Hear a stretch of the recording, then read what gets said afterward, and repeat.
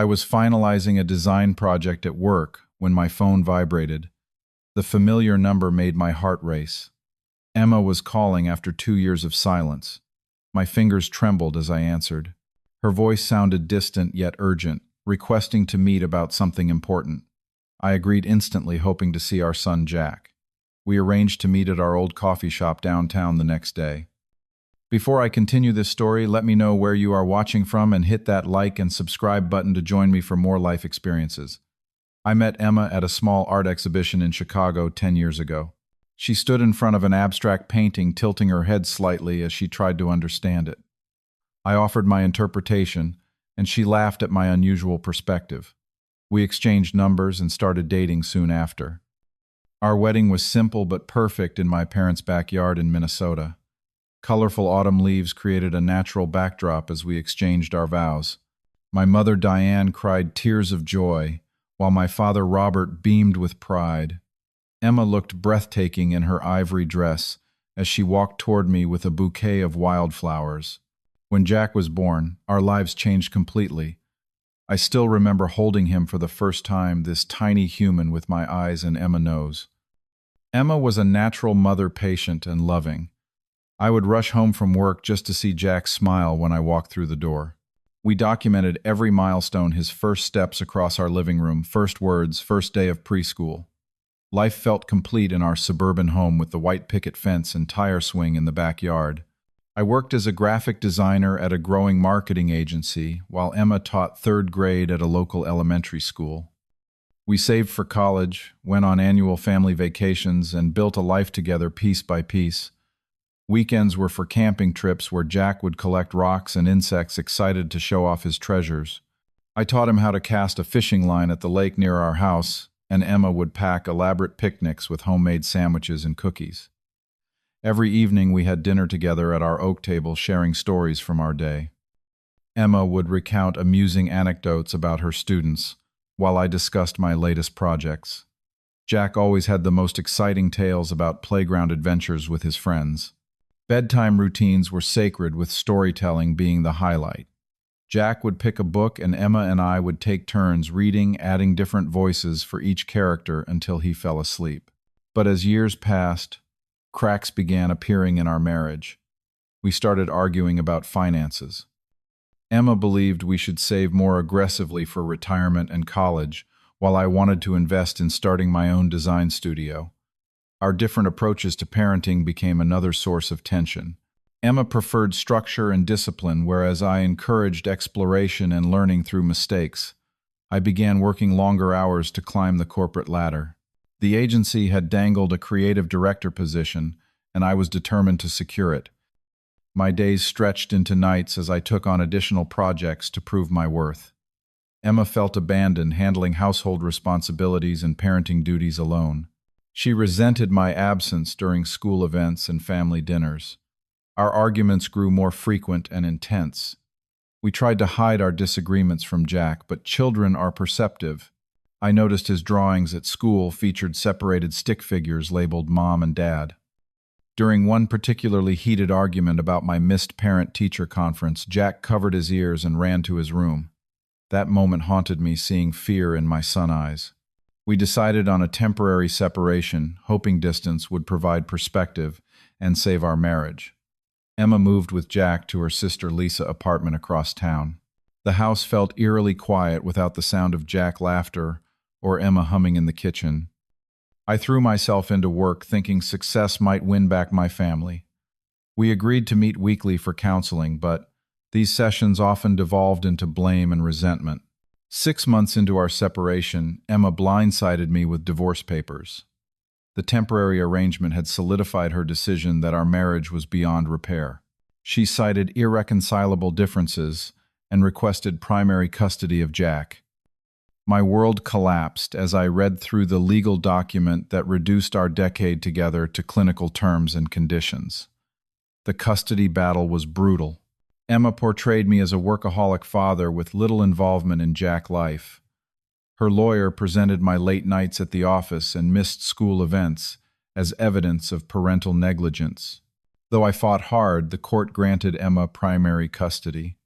I was allowed visitation every other weekend and certain holidays. The judge emphasized that arrangements could be revisited based on consistent involvement and changed circumstances. The day I packed up Jack's room was one of the hardest. Each toy book and article of clothing carried memories. The dinosaur nightlight we bought after he watched Jurassic Park, the solar system mobile that hung above his bed, the collection of seashells from our trip to Florida. I left his favorite teddy bear and a note promising to see him soon, even though he would only be living 20 minutes away.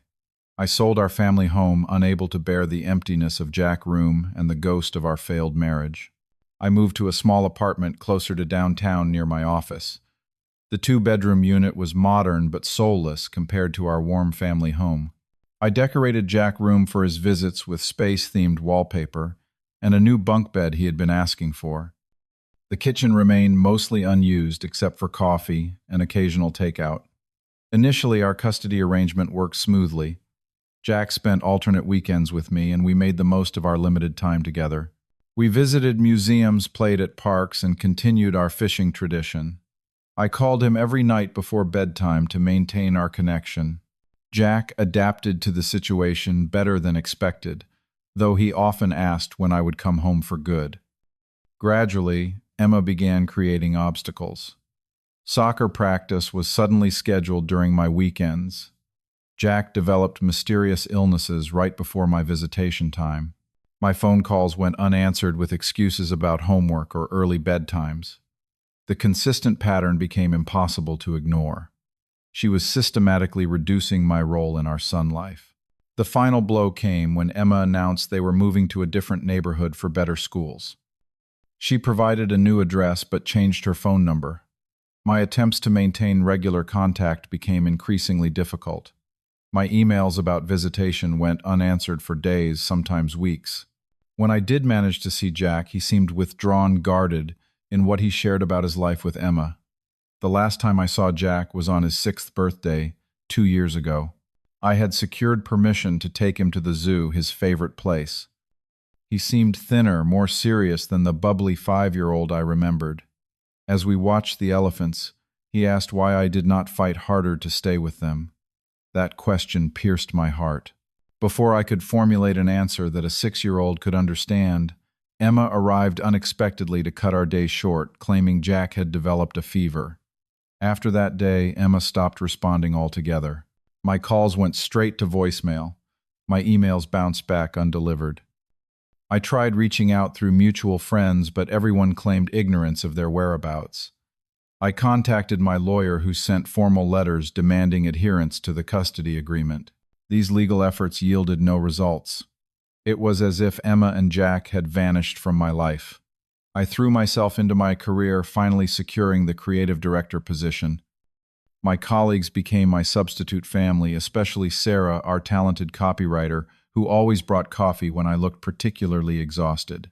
The walls of my apartment gradually filled with design awards and professional accolades, poor substitutes for family photos. Despite the silence, I maintained a space for Jack in my life. His room remained untouched, ready for his return. I bought birthday and Christmas presents each year, storing them in his closet.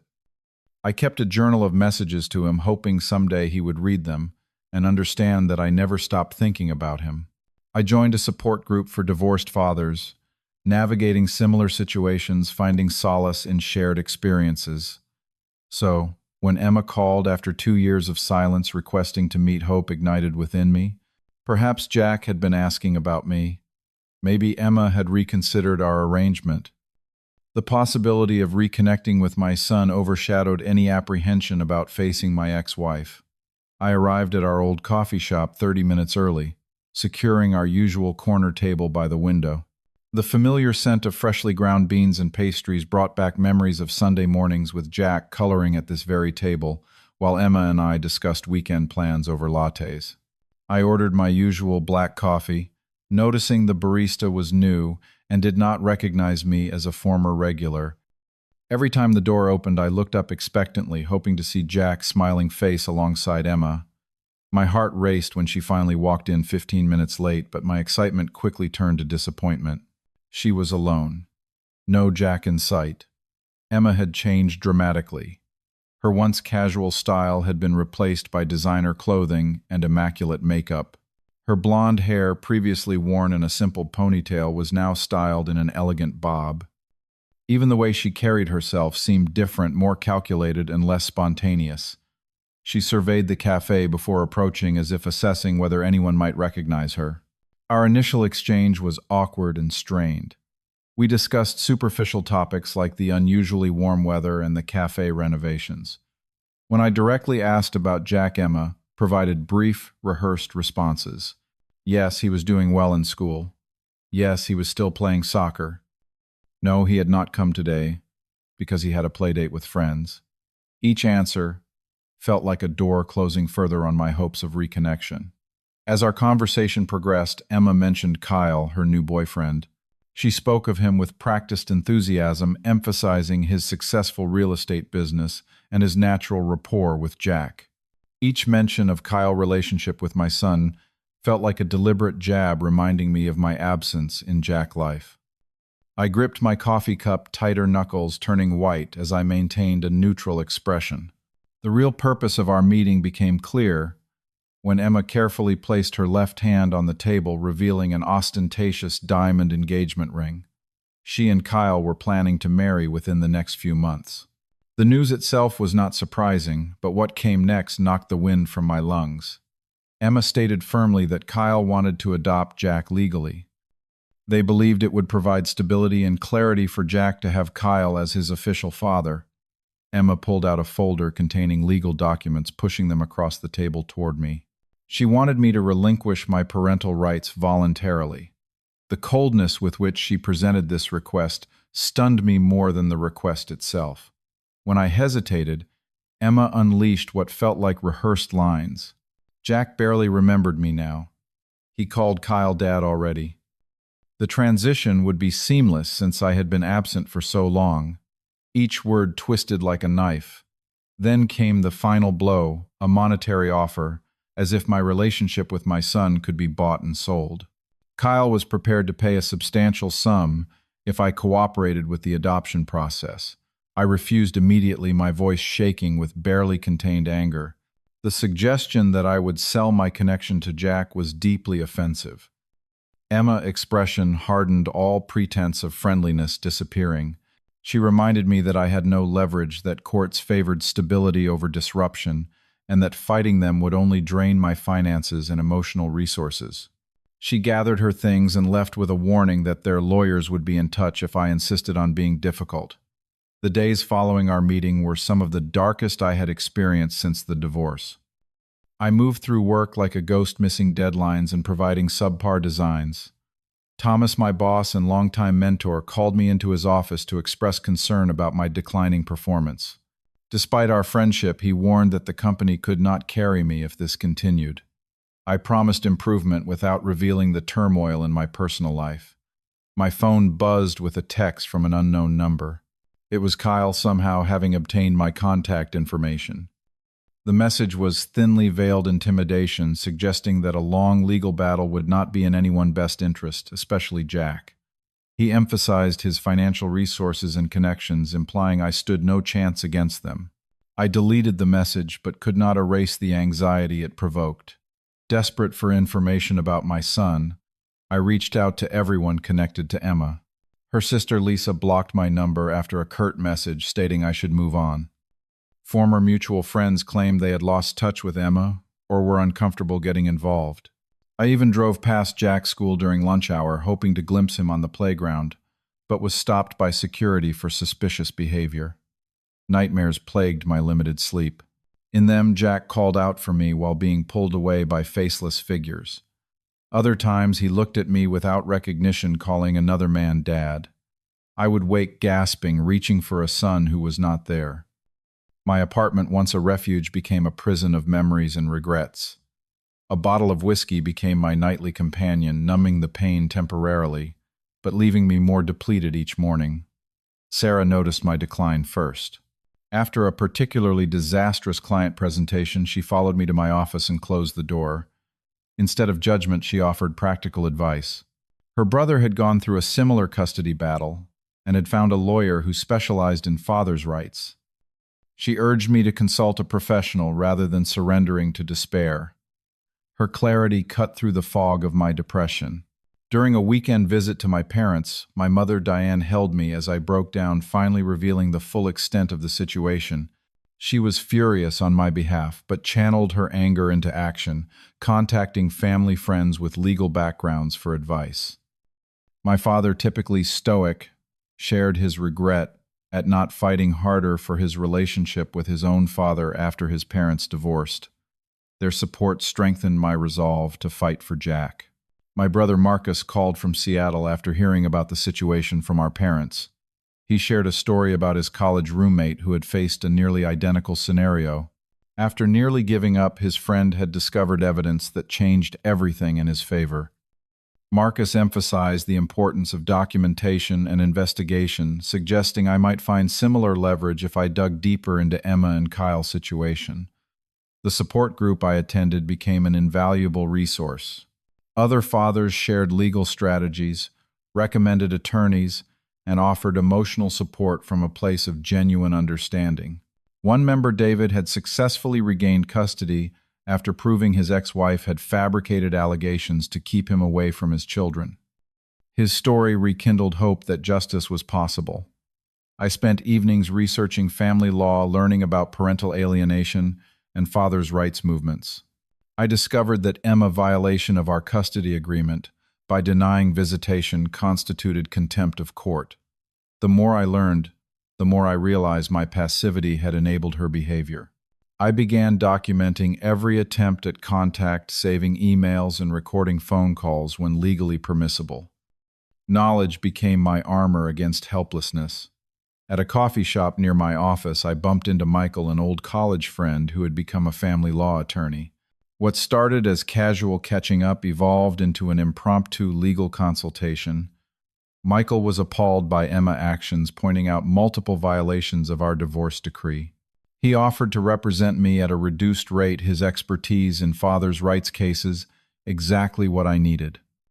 Michael's first move was to obtain copies of all original court documents related to our divorce and custody arrangement. He discovered that Emma had never filed the required notices for relocating or changing Jack's school, both legal requirements in our custody agreement. This failure to follow procedure gave us our first opening to challenge her actions. Through a paralegal friend, Michael learned that Emma and Kyle had recently purchased property in Arizona. The timing aligned with their marriage plans, suggesting they intended to move out of state with Jack after the wedding. Such a move would effectively sever what little connection I still had with my son. This discovery transformed our legal strategy from defensive to proactive. The most shocking revelation came through a background check on Kyle. Despite his polished image, he had a sealed record in Nevada involving domestic violence against a former girlfriend. The charge had been reduced as part of a plea deal, but the documentation existed.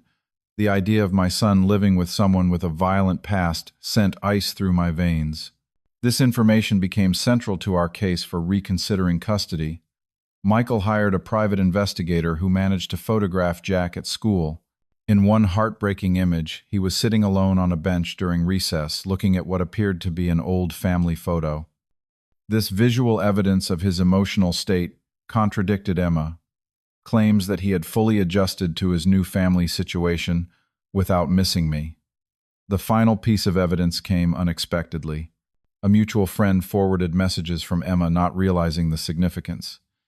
In these exchanges, Emma complained about Jack constantly asking about me, describing it as annoying and disruptive to her new life with Kyle. She admitted to telling Jack I did not want to see him anymore, to stop his questions.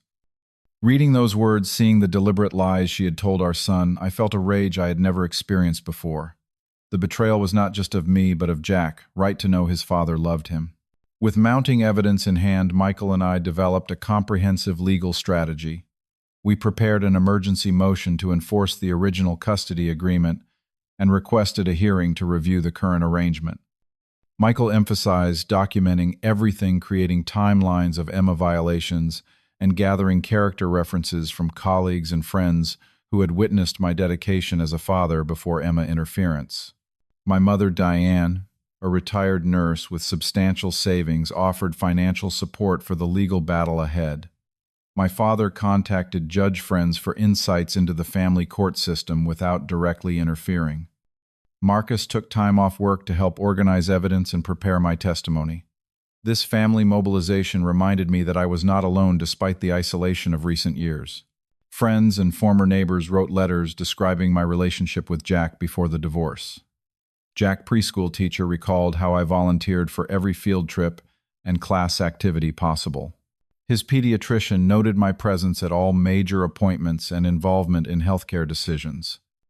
These testimonials painted a picture of an engaged father contradicting Emma's narrative of disinterest and neglect. Michael filed an emergency petition to prevent Emma from taking Jack out of state based on the evidence of property purchase in Arizona. The judge granted a temporary order requiring Emma to keep Jack within the county until our case could be heard. This first victory, though small, injected hope into our fight. Emma was now legally bound to remain accessible until the court made its determination. I confronted Kyle directly after receiving another threatening text. Rather than responding in kind, I called him from Michael's office with my lawyer present. I calmly stated that I was aware of his background and their plans to move to Arizona. I emphasized that my only concern was Jack's well-being and maintaining a relationship with him.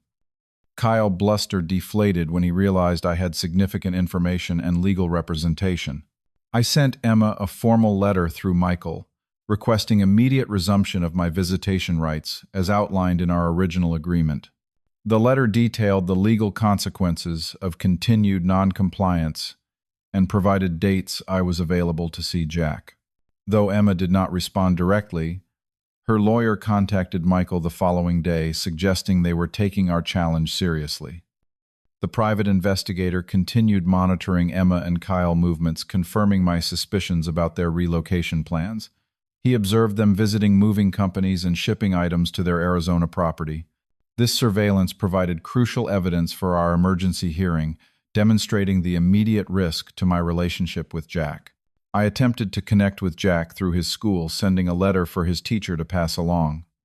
Though I was uncertain if he would receive it, writing those words was therapeutic. I told him I had never stopped loving him or thinking about him.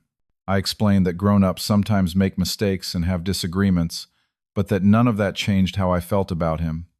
I included my phone number, hoping he might find a way to call. As the court date approached, the pressure mounted. Thomas called me in for another discussion about my work performance. Despite improved efforts, my concentration remained fragmented. Rather than firing me, he offered a temporary reduction in responsibilities with proportional pay adjustment. His understanding provided financial breathing room to focus on the legal battle ahead. Kyle escalated his intimidation, showing up at my workplace and causing a scene in the lobby. Security escorted him out, but not before colleagues witnessed his aggressive behavior. This public display worked in our favor as two coworkers provided statements about his threatening demeanor. Emma's furious calls afterward accusing me of provoking him were recorded and added to our evidence file. The stress manifested physically in weight loss, insomnia, and constant tension headaches. My support group became essential for maintaining perspective. One member, James, had successfully navigated a similar situation and now shared custody of his daughters. His practical advice on courtroom conduct and managing expectations helped me prepare mentally for the hearing. The courthouse loomed imposingly on the morning of our hearing. I arrived early, dressed in a conservative suit Michael had recommended for making a positive impression. The hallway outside the courtroom filled with people navigating their own family disputes, all of us caught in the machinery of family court. Emma and Kyle arrived with their attorney, an expensively dressed woman whose confident stride suggested numerous victories in these halls. Inside the courtroom, the atmosphere was tense but controlled. The judge, an older woman with sharp eyes and a reputation for protecting children's interests above all else, reviewed our filings before proceedings began. Michael had prepared me for every possible scenario, but nothing could fully alleviate the anxiety of having my fatherhood evaluated and judged. Emma's testimony came first, painting a picture of an absent father who had voluntarily disappeared from Jack's life. She described my sporadic interest and emphasized the stability Kyle provided. Her performance was polished, but began to unravel during cross-examination. Michael methodically presented evidence of my consistent attempts at contact, the moved dates for visitations, and the unanswered calls and emails. Emma grew increasingly defensive as the contradiction between her words and the documented reality became apparent. Kyle's testimony backfired spectacularly when Michael introduced the sealed records from Nevada. Though Kyle attempted to minimize the incident as a misunderstanding, his visible anger during questioning undermined his claims of being a calm and stable influence. The judge noted his defensive body language and interruptions of proceedings, ordering him to control his temper or leave the courtroom. Jack's former teachers testified to his continued attachment to me, describing drawings of our family and questions about when he would see his dad again. His current teacher noted behavioral changes, including withdrawal and occasional aggression, coinciding with the timeline of my complete separation from his life. A child psychologist reviewed the evidence and testified about the potential harm of abruptly severing a healthy parent-child relationship. The most damning evidence came when Michael presented Emma messages admitting she had lied to Jack about my desire to see him. The judge leaned forward, visibly disturbed by this revelation. Emma's attorney objected to the message's admissibility, but the judge overruled, stating that the child's best interest superseded privacy concerns in this context. When I took the stand, Michael advised me to speak from the heart while remaining composed. I described my relationship with Jack before the separation, my consistent efforts to maintain contact, and the pain of being systematically removed from his life. I emphasized that I wanted what was best for Jack, including a respectful co-relationship with Emma. When asked about Kyle, I expressed concern about his background but refrained from personal attacks, focusing instead on Jack's emotional well-being. After 3 grueling hours of testimony, the judge called a brief recess to review all evidence before making her ruling. Those 30 minutes felt like days, as I sat with Michael reviewing key points and preparing for either outcome. Emma and Kyle huddled with their attorney at the opposite end of the hallway, their previously confident demeanor noticeably diminished. When proceedings resumed, the judge delivered her ruling with clear authority. She found substantial evidence that Emma had violated the custody agreement by denying my visitation rights and attempting to alienate Jack from me. The original custody arrangement was to be immediately reinstated with additional provisions for making up lost visitation time. Emma was prohibited from moving Jack out of state without court approval and was ordered to attend co-parenting counseling. Most importantly, I was granted immediate visitation with Jack, supervised initially by a court-appointed mediator to ease the transition after our long separation. The judge directly addressed Emma, warning that continued interference with my relationship with Jack could result in modified custody arrangements not in her favor. Kyle was instructed to attend anger management classes before being permitted unsupervised time with Jack. As the reality of the ruling sank and emotion overwhelmed me, 2 years of helplessness and grief gave way to vindication and hope. Across the courtroom, Emma's face registered shock, then anger. Kyle stormed out, ignoring his attorney calls to remain calm. Michael squeezed my shoulder in congratulation, whispering that this was the best possible outcome we could have hoped for. The court-appointed mediator arranged our first meeting at a neutral facility designed for family reunifications. I arrived an hour early, bringing Jack's favorite comic books and a model rocket kit we had once talked about building together. The waiting area felt sterile and tense, with other families navigating their own complicated relationships under supervision.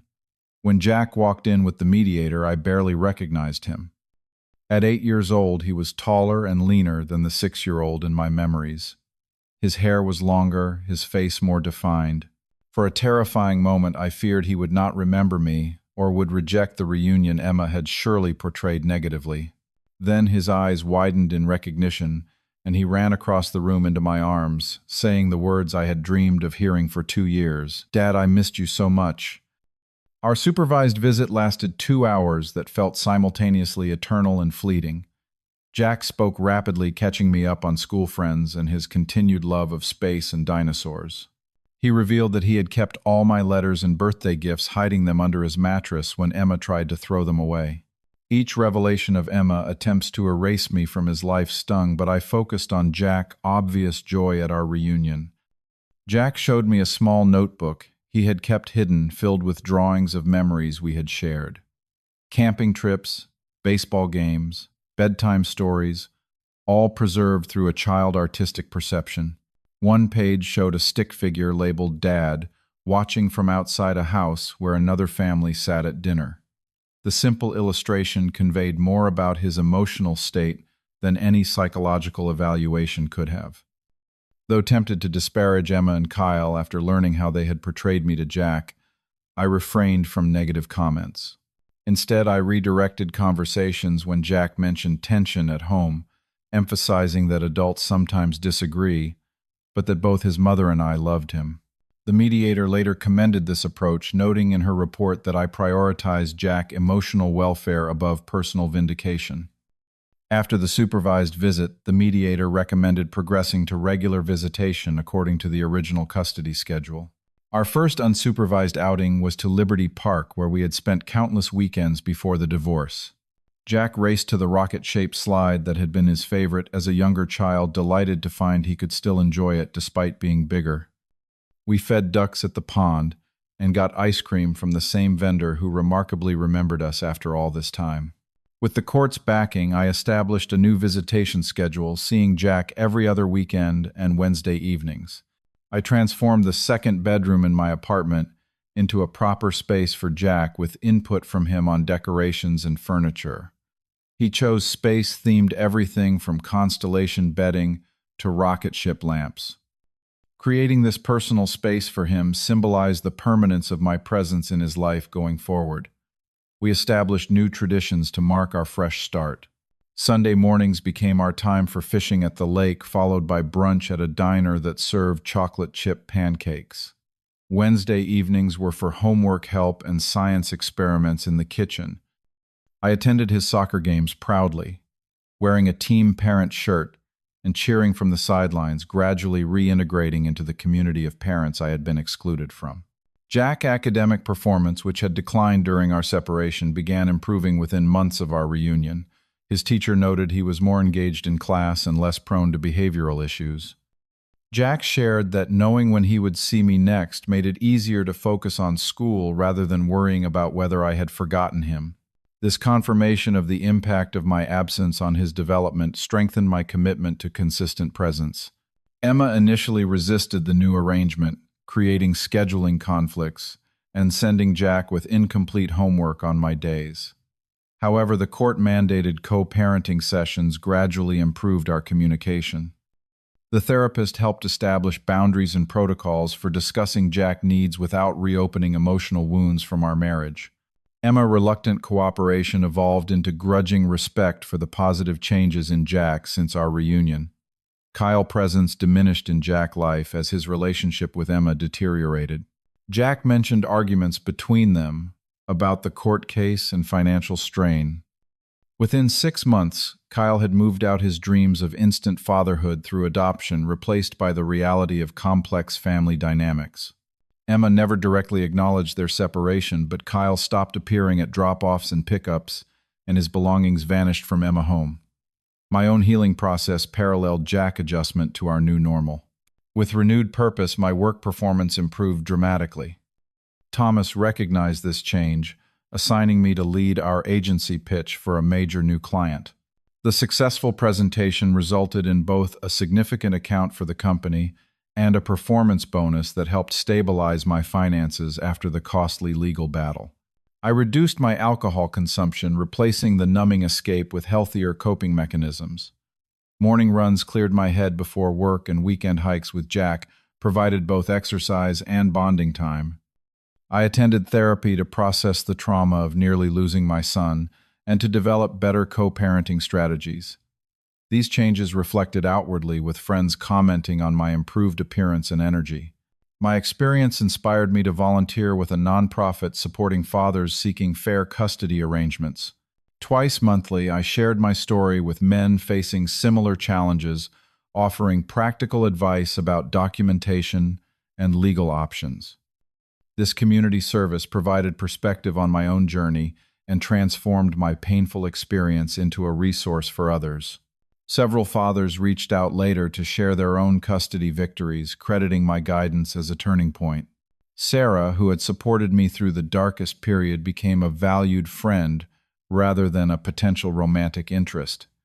We established clear boundaries, prioritizing Jack's comfort with any new relationships in my life.